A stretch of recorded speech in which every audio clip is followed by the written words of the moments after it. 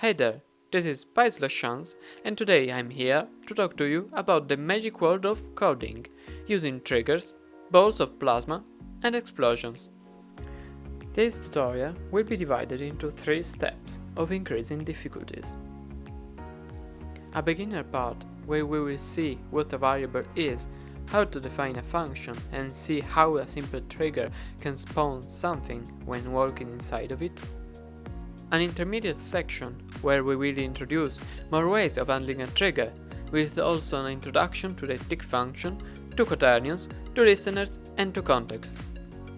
And finally an advanced step, where we will study the events, see more ways of using context, and how everything can be mixed together, always using a trigger as an example. And if you want to support my channel, remember to like, subscribe and drop me a comment. Let's now begin by talking about variables, triggers and the basics of coding. And remember, I will show only a part of all the informations that are important to start coding, simplifying also many things, because there is so much to know that it would be impossible for me to make it all fit in a single video. However, I will make sure that you will see enough to start doing your experiments within core, and if you want to know more, I suggest you continue your journey into the world of programming by deepening it with books and online courses on the subject. The first questions you can ask yourself are: what is a script and why can't I do everything without having to write it? The answer is quite simple. You can imagine the script as the electricity inside a machine. You can do everything perfectly, but without connecting the power, the machine will not work. The game and the scripts inside of it work in the same way, because you can make all the graphics and environments, but without scripts the game won't start. So now you may ask, what are the components of a script? Well, this is harder to describe, but let's just stay simple and say variables, statements, functions and events.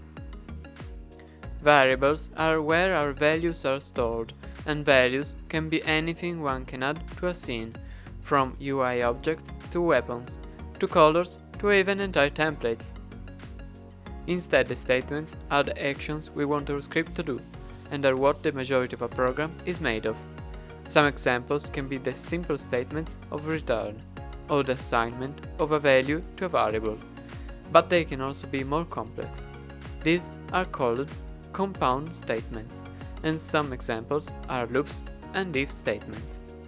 These two, the variables and the statements, can be represented by building bricks, because they are used to build the script. In fact, the functions are blocks of multiple lines of code made by variables and statements that can be called every time their name is written down, an action called calling a function, followed sometimes by variables called arguments needed by the function to work. And finally, the events are how the script communicates with the scene of core, and can, when catched into the script, call functions. But, because this is more of an advanced argument, events will be talked about more in the next sections.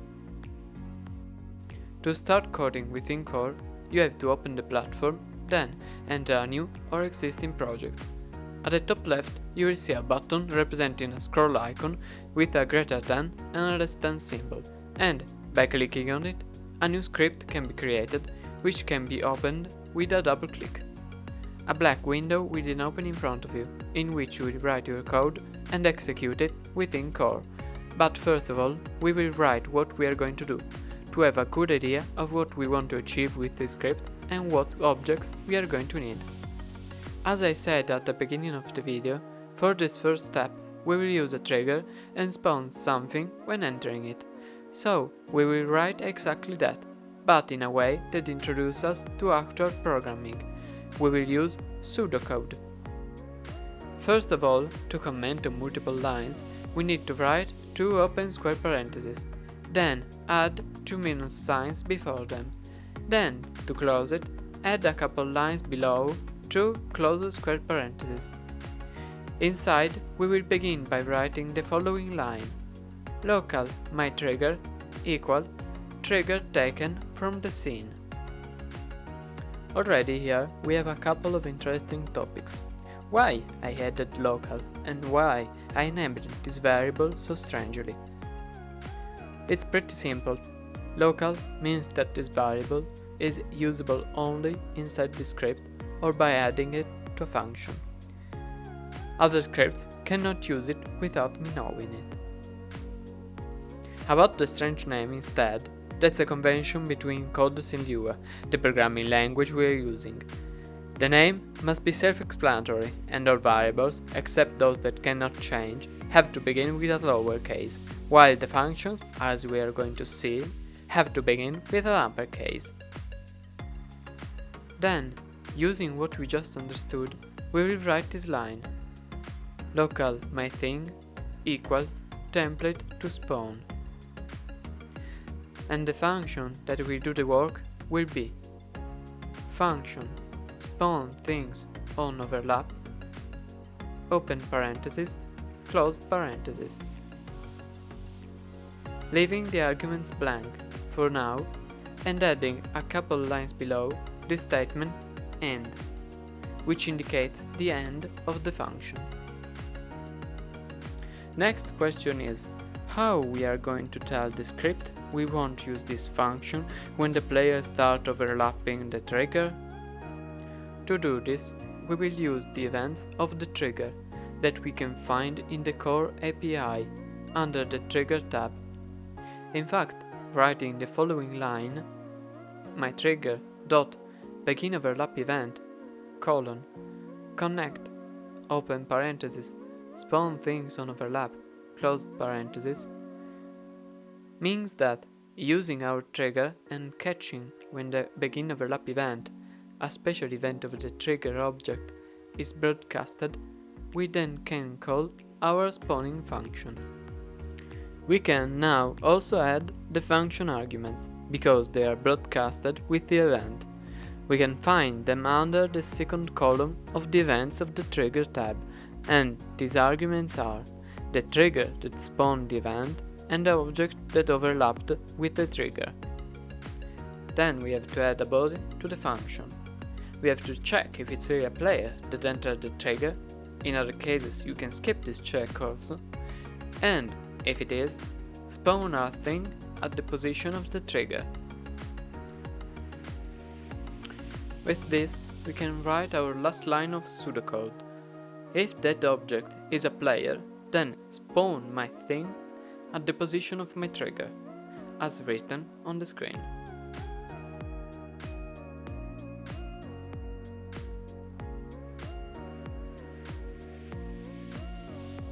Lastly, a short summary is useful for whom is trying to read what we are doing. So, writing something simple about all the script, like when player enters trigger spawns something at the position of the trigger, is the best intro to the multi-line comment. Finally, it's time to write our real code, but first we need to add the connections to the trigger and to our thing, a template that has to spawn. We can do so by adding the script within the hierarchy, followed by adding to the scene a trigger, scaling it as we want, but making sure not to incorporate the player spawn object, and making a template, networked, of what we want to spawn. The hierarchy is the list of objects you dragged within your world, and is on the right section of the screen by default. Below it are the properties of the object that you have selected in the hierarchy, and, as a secondary tab, its performance, but we won't touch on that in this video. To make a template, you have to, first of all, add a 3D object to the scene. You can find those in the Core Content tab, going to the lower section of the screen and scrolling down. You can now right-click it in the hierarchy, select Enable Networking, then right-click it again and select Create New Template from this, and voila! After a descriptive name, you have created your very first template. After all of this, we can drag the trigger onto the script, both findable in the hierarchy. Drag the template from the Template tab of the Core Project window above the script, then, scrolling down the properties of the script, we can see that the preview lists now two lines of code that we can select, copy and paste to add them inside our variables, doing an action called initialization. In the end, by searching the web for the needed statements and functions, your script should look something like this. Then, building everything and previewing it should give you this result. Congratulate yourself, because with this, we have now finished the beginner step.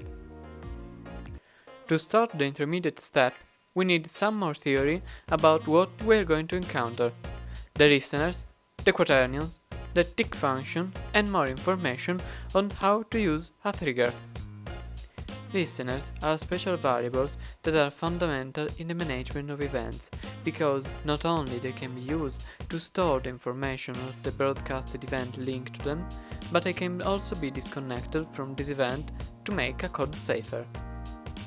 What this implies is that there is less leftover listeners from events already used, because when you're finished with an event X, you can disconnect the listener linked to it, stopping the capture of said event, leaving no possibility of errors. We are only skimming the surface instead of the quaternions, because the theory behind them is quite difficult to understand. However, they are widely used when dealing with the rotation and the direction of an object, being as a rotation can be translated into 4D using complex numbers from which you can easily find different vectors. Following the list, the tick function is one of the most important native Lua functions to remember, because its body is repeated every tick, making it an important asset for you to use and learn. But what's a tick? A tick is the time measurement unit inside the platform, and it's based on the speed of your PC if it's used inside the client context, or the speed of the server otherwise. This means that there could be lag spikes between ticks when the server tick is used, so it's always best to do actions that moves objects dynamically in the scene inside the client context to have the lesser chance of lag spikes possible. And what are these contexts we are talking about? A context is a folder, which can be networked or not, that apply to all its files within it the same context that's applied to it. So, a context folder can contain any number of files of any type, but every one has the same context, dictated by the folder, and even a template generated by a script have the same context as the folder in which the script is contained. There are 5 contexts: client, server, static, network, and not network, and each one has different properties that applies to its files. You can see all the details and more searching for context in the core API. Lastly, we will talk about the trigger. This object, between its properties, has also one called interactable, which is used to toggle the keyboard interaction on or off, and, as we will see soon, is dynamically interchangeable. Let's go then from theory to practice now, taking the script we have written in the beginner section and expanding it.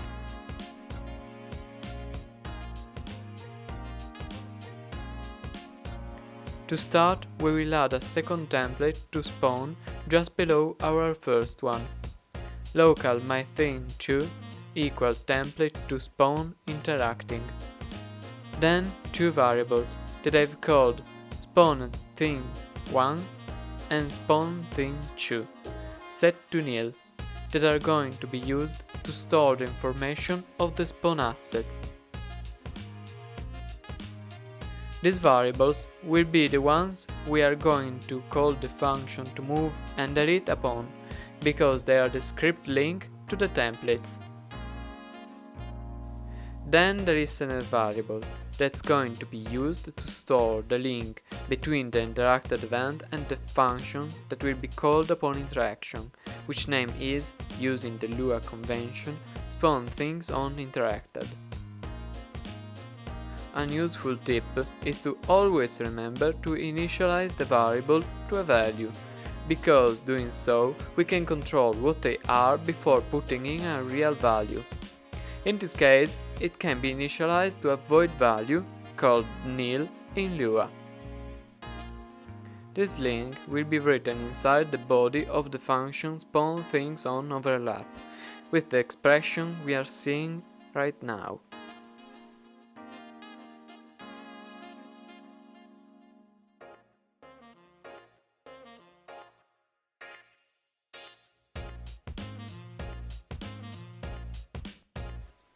Next one is changing the properties of the trigger to make it interactable, and we can do this by modifying the boolean value of the isInteractable flag, then optionally adding a descriptive string inside the interaction label property. About the boolean variables, we can say that their value is binary, so it can only be true or false. In this case, we change it from false to true to activate the possibility to interact. With these lines, we've finished changing the function spawn things on overlap, so we must create the function spawn things on interacted that we've called. It must be above our already existing function, because the script must acknowledge it before we can call it.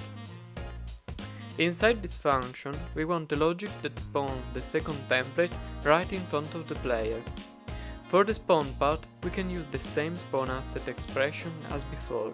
Meanwhile, for the in front of the player part, we can use the quaternions. This is done by finding the position of the player, the rotation of the camera used as default view, then, using a function called constructor, we build a new quaternion from the rotation found. After all of this, we can extract the forward vector from the quaternion with a function, multiplying it for the distance we want to place it from the player, then, adding this vector to our already found world position of the player, we can finally find the location in which we want to spawn the template. Being more difficult to say than doing it, this is the pseudocode of this process. You can also call a secondary function, as I did, where you can write operations that you think you can reuse inside the code. We now have to add the logic with which we remove our second spawn template constantly in front of the player, and we will do this action from inside the tick function. But first, there is an important rule to remember. Do not put too many expressions inside the tick function. This is because the more you do action inside of it, the slower your program will become, because, being something that you do every tick, the script has to do these actions even multiple times a second. To know how many ticks we have per second, you can use the argument delta_time, because it gives you the time between each tick. In addition, as I said earlier, if you want to move something dynamically, you have to use the tick function inside the client context, something we will take care of at the end of writing our code. Still, knowing this bit of information is fundamental, because we can use some functions we couldn't before, but the contrary is also true. To know which functions you can use inside a context, be it client or server, you can read the last column inside the core API for every type. There you will find one of these options, client context, none or server context, and it means that the function is restricted to that context usage only.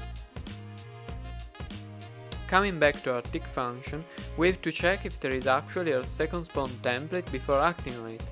Then, we can use again our quaternion finding function, because it's faster than writing all of it, and in doing so, we will end up with less line of code. Problem is that we need to pass the player as an argument to make the quaternion finding function work, but luckily, it's easily solvable. Having already set everything inside a client context, there is just the right function to find and return it, game.getLocalPlayer, which is usable, as we can see on the last column on this function, only inside the client context. Then, to finish the body of our tick function, we will set the template position using the player position in the world and adding the forward vector found using quaternions. Lastly, we need an ending function where we will reset the variables. In this script will be called when we exit the boundaries of the trigger using the trigger event and overlap event that we will connect as we have already done with the begin overlap event, and that will call the function delete things on end overlap. Inside this function we will return everything as was initialized, taking in account also the possibility the player may never have interacted with a trigger. So we will set flag and the isInteractable property of the trigger to false again. We will destroy the spawn templates, setting them after to nil. Then we will see if the listener was initialized and connected, and if it was, we will disconnect it and set it to nil. Having finished our coding process, we can now add, as we did in the beginner section, a short summary of what's happening inside these lines, just above this pseudocode. I have written, when player enter, spawns something in the middle of the trigger. Trigger then becomes interactable and, when interacted with, second template spawn in front of the player, always preceding it, and gets deleted when exiting the trigger. You can copy mine or come up with one yourself, so feel free to try. In the end, your pseudocode should look something like this. Before taking everything to the test, we need to set the objects and scripts within the right context. First of all, remember that every template we spawn must be networked. If we have already non-networked templates, we can change it by dragging the template into the scene, right-clicking it from the hierarchy and selecting the instance this object, then right-clicking it again and selecting Enable Networking. To finish it off, you then need to right-click it a last time and select Update Template from this object. Second thing that we need are the trigger and the script inside the client context, which you can create by right-clicking one of the two objects in the hierarchy, selecting Create Network Context, then, from the drop-down menu, New Client Context containing this, adding the other one after. But take caution, the trigger right now have no game collision, being inside the client context, so we need to select it in the hierarchy and change his game collision property to force on. Now I suggest you pause this video and try searching the core API and googling it to translate as much as you can of this pseudocode into a real code. You can take your time, but it's an important skill to get used to looking everywhere and finding something, because even if you don't come up with a working code, it's still useful to not just passively listen to all the information. You can also test your knowledge by answering the following questions, which concern the tools you have learned in the beginner and advanced steps. If you cannot give a good answer, then I recommend that you review those parts of the video. What are variables, statements and functions? Why some variables are equal to nil? What is a listener? What do we call and why? Can't we put everything inside the tick function? Now, to continue, I will show you my script. If yours is different, it's not automatically a bad thing, but to know for sure, we need to test it within core. To do so, we must firstly add the second template we want to spawn onto the script. And now we can start the preview and see if everything is okay. If something broke inside your script, it will show up in the event log as a red sentence, telling you the line and the error it gave. This helpful window can be enabled by going to the window drop-down menu at the top of the screen and checking it. From here you can go to that line, try to understand the error, it can be the logic behind, but also a grammar or punctuation problem, and fix the issue. then rinse and repeat the process until it satisfies everything you were set to do. I've also purposely left small problems within the script, such as things that might go wrong in some situations and minor logic errors, so I encourage you to find and correct them if you can. In any case, the script will be correctly written inside the advanced step, so if you don't know what to do, continue this tutorial and we will see together how to correct these mistakes. When everything works properly and the questions asked before have all the proper answer, the intermediate step will be completed 100%. So, congratulate yourself, because the next step will be about the advanced material. I will be a little more concise on the code we will write in this passage, because if you are here, you already know enough Lua to not lose yourself, or you have followed the previous steps. But if at any point you feel like you have no idea what I'm doing, feel free to go back and watch the previous steps, or drop me a comment. And just as a note, when I talk about constructor, I mean writing the type.new function. In the advanced step, we will add a second and, at the end, a third script, respectively describing an ability inside an equipment and applying a damage. The one describing the ability will then, using the phases, broadcast 3 different events, each received from our main script, which will then call the same number of functions to make the template we spawned do various things. Meanwhile, the other will be more of a one-use-only script, because, as we have already introduced, different functions have need of different contexts, and inside this one we will use the functions we couldn't use inside the client. But first of all, we need to improve the main script, because in this step we will look at various methods that can greatly increase the available ways of manipulating an object.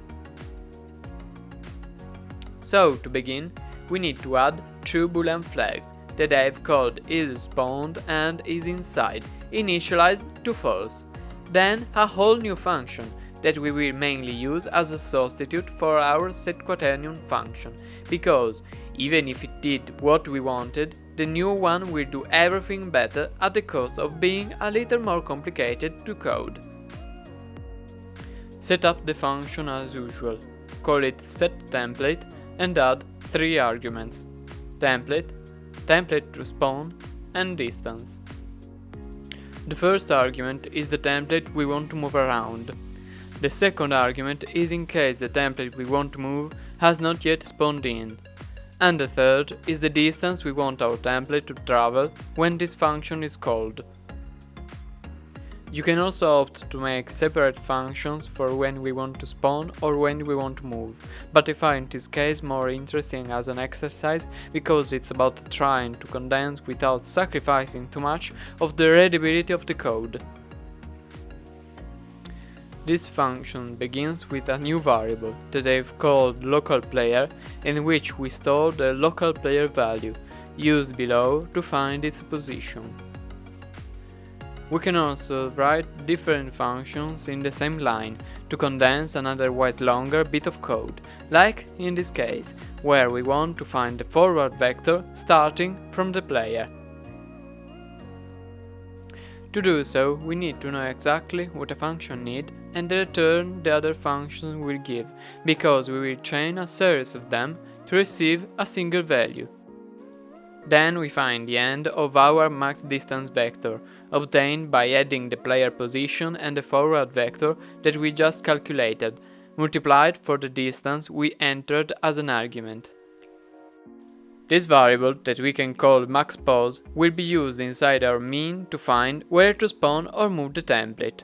A raycast. So, an imaginary line that will start from a point we give and will follow a straight path until an endpoint, returning with a special type called hitResult when it hits the first object encountered. It can additionally ignore also objects you write inside the function, like, in my case, the player itself. Then, an if statement uses this information, asking if our raycast hit anything, because if it hit nothing, our variable containing the information would be set to nil by the function. If it's different from nil, then we check if our template is already spawned, using a nested if, asking about the isSpawned boolean flag we have written before. If it's not yet spawned, we do so, using the getter function of the hit result for the impact as the spawn position. Then we change isSpawned to true and we return the template. Instead, if it's already spawned, we just move it with a moveTo function and, using as above the getImpactPosition function as the destination, we add also a number of seconds for it to move. In my case, after a series of tryouts, I decided for this timing, adding also a weight below it because it felt smoother and I really like the effect of it moving just a little later than the player. Returning to the main if the raycast is nothing, we check again for the spawn, as we did above, and if it's not yet spawned, we copy the same lines, with the difference that the position will be our previously calculated maxPos variable we will use also in the case it's already spawned to move our template. This ends this quite articulated function, and as you can see, the setTemplate function completely overwrite and enhance the setQuaternion one. Now we need to make some changes inside also the other functions to smooth out problems and also be prepared in the case of the trigger overlapping from the beginning the player spawner. The first function is spawnThingsOnInteracted, where we need to remove the lines about the quaternions and add our setTemplate function with, as distance argument, a number you want to, and because we need to spawn something, the spawnedThing2 variable that will take the value of the template spawned. Additionally, we need to change the boolean of the trigger isInteractable back to false, or the player will be able to interact multiple times with the trigger, making a mess. Then we'll write the disconnect if statement of our listener. Next function we read is the deleteThingsOnEndOverlap, where, first of all, we need to make sure the object exiting the trigger is a player and not something else. We can make this check by incorporating all the body in a if statement, asking if the object is a player. Now we reset all the boolean flags we used, changing them to false, including the isInteractable property of the trigger, and we wrap the two destroy functions of the spawned templates each in an if statement, asking if the template is not nil. Then, as already written in the previous step, we set to nil the two variables and we disconnect the listener, setting then it to nil too. We continue now to the spawnThingsOnOverlap function, where we will add a raycast, used to find if the trigger is already with its center on the floor, or if it's above or below it, replacing the spawnAsset function already written. We will do so by creating a new vector3 variable with an IS1 number in the z-coordinate, then recasting from the trigger position to the same position minus the down vector we just created and ignoring also the player to be sure about the result, we will receive back an hit result value. You can additionally do the same thing with a raycast directed to the up direction from the trigger as I did. Then we ask if the raycast is something below or above, and in those cases we spawn in the impact position our first template. If nothing has been hit, we spawn the template in the center of the trigger as usual. In any case, in addition to the rest of the body, we also set the isInside flag to true, because the player entered the trigger. The last function we need to modify is the tick one, where we can erase everything because the already existing body will be replaced by a call to the setTemplate function with nothing expected to return, wrapped inside an if statement about if the flag is true. We will see in a little bit why it's important, and to finish the if statement, we will ask also if the second template, the moving one, is already spawned. The second part of the body will be used to check if the player spawns inside the trigger, and we will do so by checking inside another if statement if the isInside flag is false, and if the trigger is overlapping the player.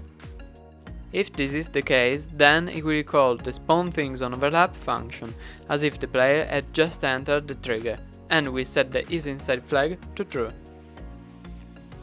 Now we should have a pseudocode that, written in real code, is perfectly functional. But before, we talk about two other scripts, so let's head to the second one, before adding more to the main script. The second script, describing the functionalities of an ability, can be created by clicking on the same button we used when creating the main script, but selecting the Open Script Generator instead of New Script. Here you can leave only the onCooldown and onReady checkmarks and click the New Script button, giving it then a descriptive name. You can of course also write a totally new script, but this is a shortcut that can easily give a good outline of what we need. Having created our ability script, we need first of all something to put it in, so create an equipment. You can do so by going to the Object tab in the upper section of the screen, between the Edit and Window tabs, selecting Create Gameplay Object, then Create Equipment, or by going into the Core Content tab in the lower left section of the screen, scrolling down until the gameplay object appears and dragging an equipment inside the scene.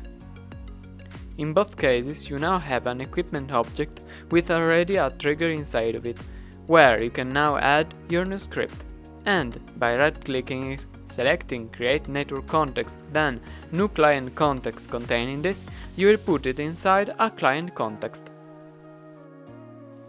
Inside this context, now you can add a core object, usually inside a folder called Geo, that will be what represents graphically your equipment.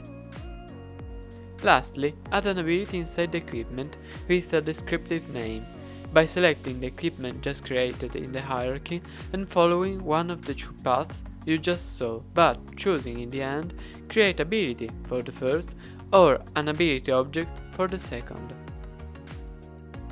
We will then drag this ability above the script describing it to create a link that we will copy from the preview, as we have already done for the other script and the other objects. Going inside the ability script, we will see a good amount of code written, but don't worry, it's mainly comments and printouts, so you can read it quite simply. And anyway, we need only to add a handful of lines to the script and change a reference, so we won't stay for too long inside of it.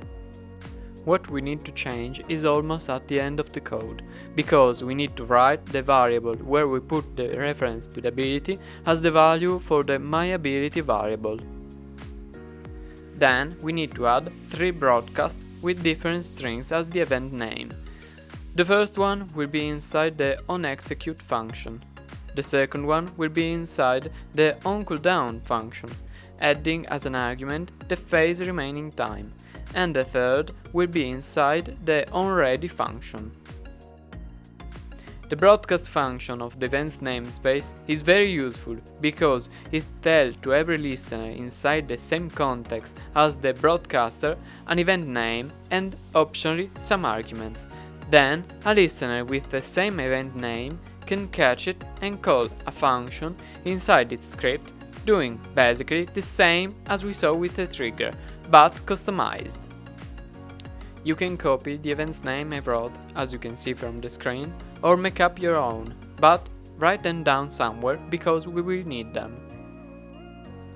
Once this is done, we can close the script and go back to the main one, because we have to add an event connect for each of these broadcasts, using the same event names. So, below the already existing listeners for the trigger, we will write our 3 custom listeners, calling a function for each one, with the names of, respectively, template shoot, template scale and template return. You can add this function anywhere above these listeners, the only important thing is their bodies. Personally, I added them below the tick function, but you can do as you want. We will start from template shoot, writing an if, checking if the moving template, our spawned thing 2, is not nil, and if it's not, set the flag to false and call the setTemplate function with a way higher number than normal for the distance argument. You can use 1200 as I did. Going on, remember to add an argument that you can call time for the template scale function. Within its body, as we have already did many times, we will check if the spawn thing 2 is already inside the scene. Then we will scale this template to a new vector 3, using the time argument we passed with event broadcast as the time for the scaling. I used a new vector of force with the time plus 0.1 seconds. You can use mine or come up with something you like, because it's only about how you like the movements and changes your template makes in the world. The last function we need to write is the template return, which will have an if statement in which we see if the second template, as we did many times now, has been spawned or not. Then, inside, we will spawn the VFX of an explosion, a template you have to add to the script yourself now that you know how to do it. Below this line, we will use a new function of the word namespace, called findObjectsOverlappingSphere, putting the return of this function inside a variable. This will create a sphere with a center position and a range you have to add as arguments, and return all the objects found inside of it as an array. To then check all the objects inside this array we don't know the length of, we will use a new statement, a special for loop in which every key of the array is stored inside a temporary variable, usually called value. Within this loop, we will then check each value to see if it is a damageable object or a player, the two types that can suffer damage. If one of these exists, broadcast to the server another customized event with as arguments the event name, a number that will be the damage we want our template to apply, and the variable value. This broadcast to server function is usable only from inside the client context and permits to broadcast something out of it and into a server context. We will use it because we want to apply damage with this weapon of sword we have almost finished to build, but it's impossible to do so from a client context. To finish the pseudocode of this script, we just need to scale back to normal our template, using again the scale to function, but with a vector of ones this time, and with the time you like. Then set the flag boolean variable again to true. We've now almost finished, so head back inside core, create a new script, and put it inside the equipment in a server context. Create it again, clicking right, selecting the Create Network context, then clicking on the new server context containing this.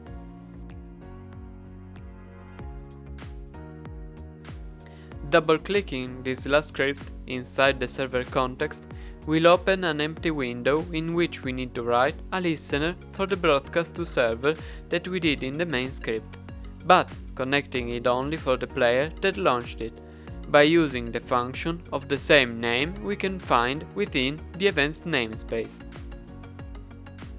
The arguments of the function we call will be the player, because it's automatically added with the special listener, the amount number, and the damageable, which can, as we saw before, be a damageable object or a player. Inside this newly created function, we are going to write the native apply damage function of the damageable, with, as argument, the constructor of the damage type of the amount number. Basically, we take the amount and we use the constructor of the damage to create a new damage type object, and we use this as argument for the apply damage function.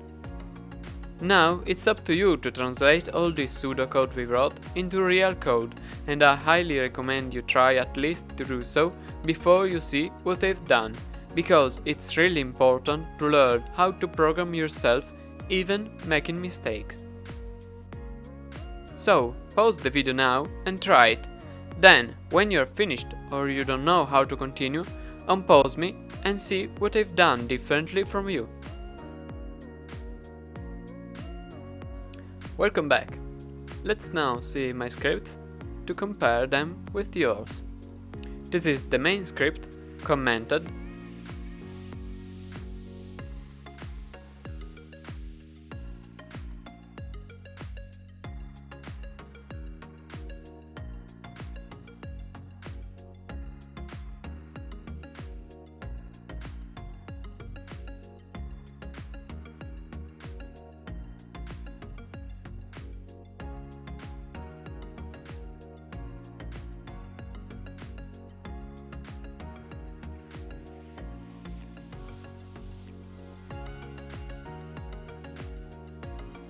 This is the ability script, commented.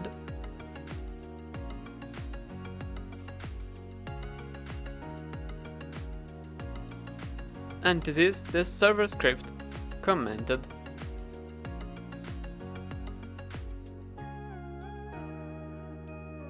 Lastly, now, we can see the effect of all of it together inside of core.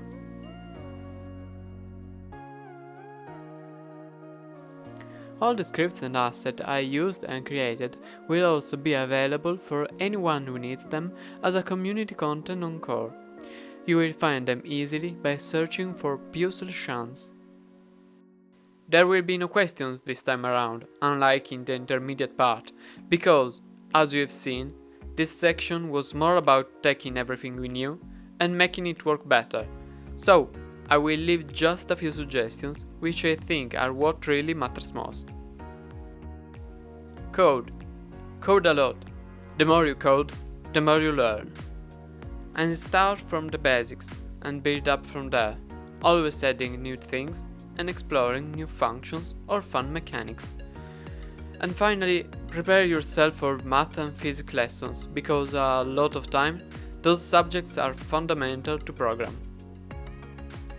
With this, we have at last finished also the advanced part. I genuinely hope this tutorial will be useful.